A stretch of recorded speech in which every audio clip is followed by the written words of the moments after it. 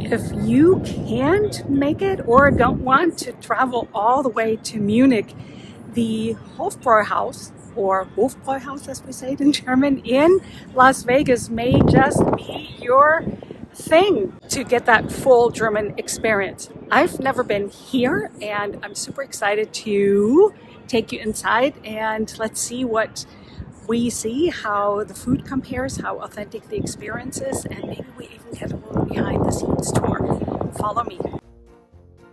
This is the world's only true replica of the Munich original, followed the original plans of its parent with little variation, and replication required a 2-year negotiation for licensing alone. As soon as I step inside, I really see that this is the true original. Actually, it's a replica. The hand painting ceilings, the wooden benches and tables, and the whole feel, the beer garden that gives you an outside experience, and even the whole atmosphere is just absolutely incredible. It feels like you're sitting in a Munich beer garden with the climate control and everything. I wish I could just stay here a little bit longer and linger. What I really like is that it wasn't overly touristy or overly done. This is something where somebody like me, as a true German, a native German, might actually go to get the real German experience, because it is like you are in Munich, because it's a replica, and it's quite amazing that we can have that here in the US, not far from us. And I absolutely love this experience here because it is so authentic and true. I think I'm ready to order, and here is my server taking care of me, and let's see what he recommends. Well, welcome, Ms. Eckert. Thank you for joining us today. I'd like to start you off with something to drink. Of our 4 beers that we have here, I'd happily bring you a sample of all of them. Personally, I always recommend the Hefeweizen. It's like an angel dancing on the tip of your tongue. Okay. It's my favorite style of beer. A little sample, because I can't drink a whole lot, especially not this early in the day, but a little sample would be great, and then we'll take it from there. All right, would you like a sample of all 4? So it would be just a little sip? Yeah, sure. Yeah. I'll be right back with that. Thank you.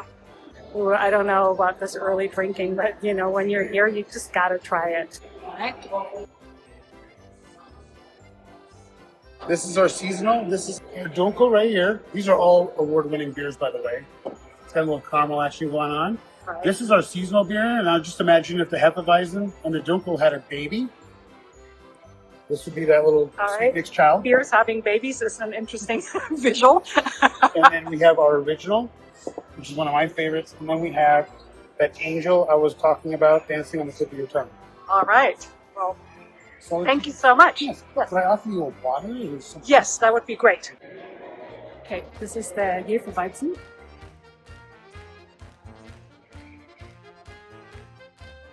But it's always so refreshing. And this is the original.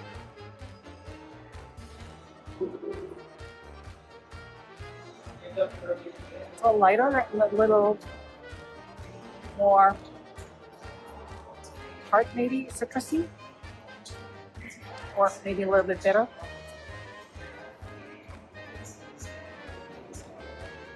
And then this is the Dunkel Hefeweizen.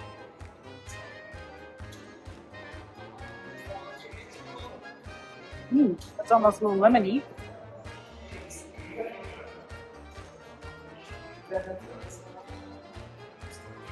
And this was the Dunkel. What a tough choice. So now I need to decide what I'm going to do.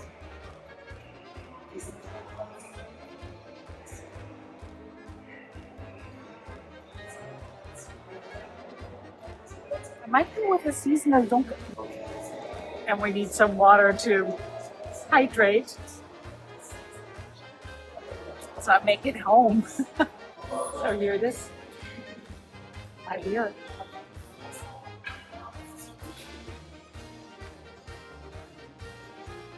It's good.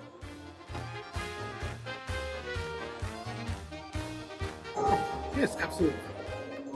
Okay, so what do you recommend?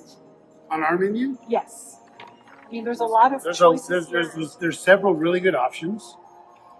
First and foremost, in my professional opinion as a foodie, this is the best thing on our menu. It's called the HB platter. So you get some of the Schweinebraten, which is our pork roast. It's marinated 48 hours. Wow. Very, very tender.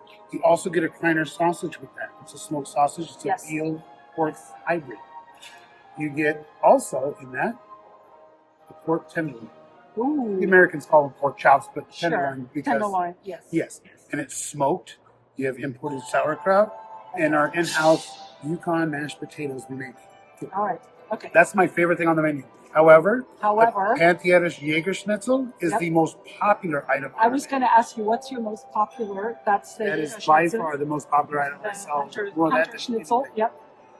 You can get it two different ways. This is traditional, and we also have it not red. Okay.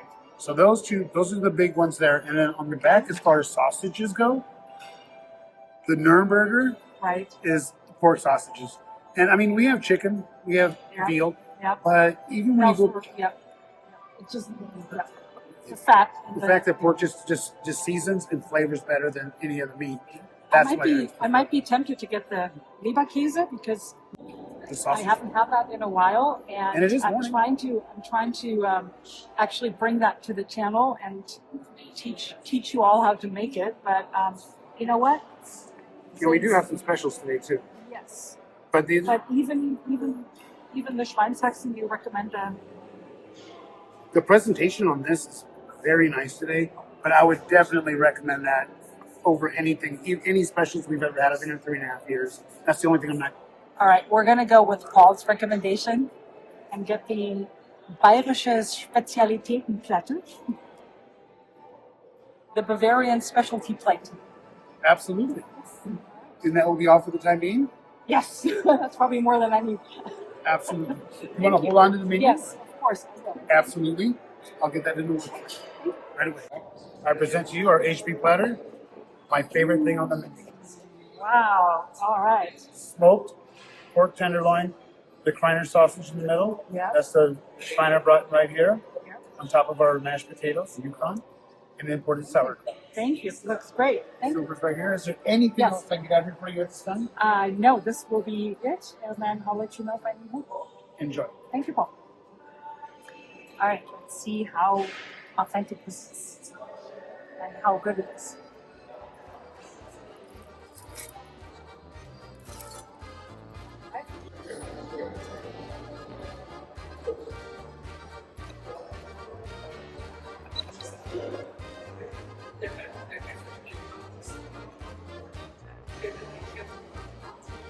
I was like lots of gravy.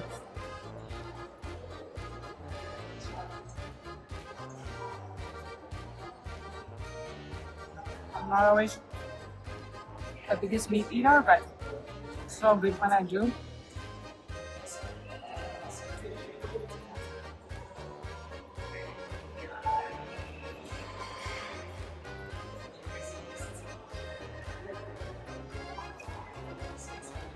This brown sauce.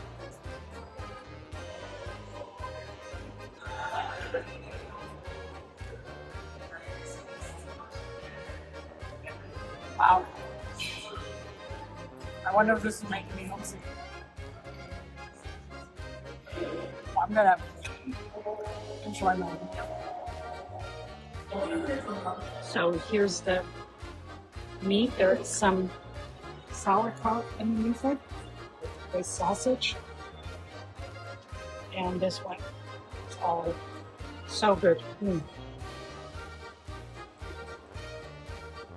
Even though I almost had no breakfast, I had just the tiniest bit because I knew I was going to come here, and I only had a tiny little snack.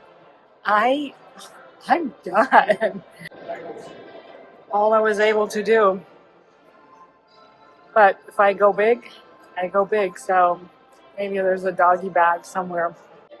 And one little cultural thing, when people are done in Germany, they put fork and knife right next to each other, and this means I'm still enjoying my meal. Not like I'm still working on it, but I'm still enjoying my meal. I'm not quite done. This means I'm done, I'm finished. It's really actually quite nifty to have this sort of secret language. So, das hier sind die ganzen, also alle die Cake-Tipp im Oktoberfest machen. Genau.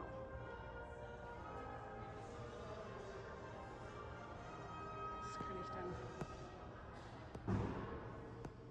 I'm here in the kitchen with Chef Frankie. Ja. And I'm super excited to show you guys. This is their, what do you call this? The system? Kugelschenkel.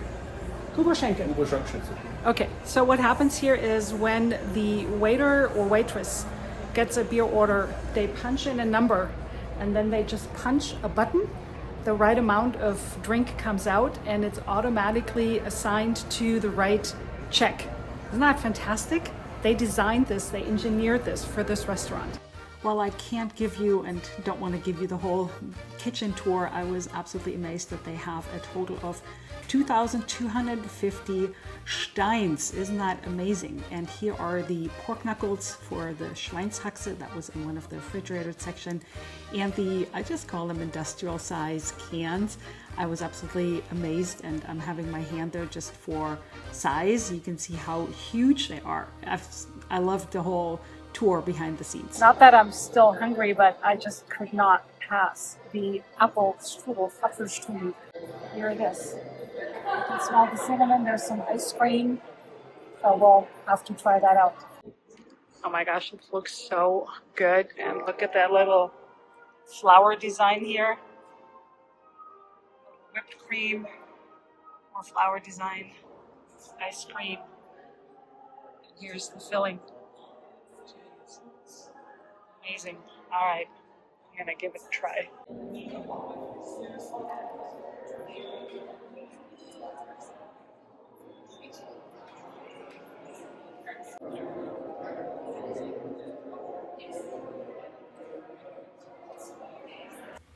What is my verdict? Well, you can't deny the fact that this is a restaurant in America, but I really had such a fun time there and such a good experience. Thank you to Keisha from the front desk, and this is the gift shop, by the way, and Jessica from marketing, Paul, who's been serving me, and of course Frank, the chef that gave me the whole back kitchen tour and told me about how most of the food, like 80% of the food, is created there from scratch on site. And like I said, I had so much fun. I do want to go back, and I can highly recommend it. You can get all your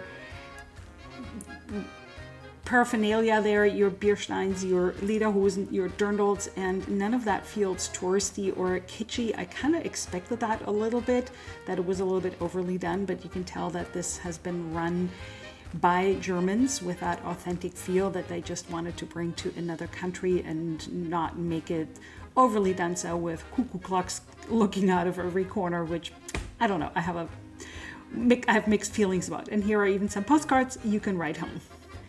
The food was amazing. It was a lot. I can recommend it 10 out of 10. If you have a chance, please go and visit them. It is so worth your time and while, and you might even get some humor out of it. In terms of decoration, like I said, it was really tastefully done. I loved looking at these beer kegs. They do have their annual Oktoberfest with the tapping of the keg, which is so worth watching at least once. And then they have these Alpenhorns. Look how long they are. They would probably span the whole width of the beer hall when somebody plays them. Like I said, go visit. Well, that was a super fun experience. I hope you enjoyed it as much as I did. If you have a chance, visit the Hofbräuhaus Las Vegas for your authentic German experience. Let me know if you have any questions or comments, and I'll see you in the next video.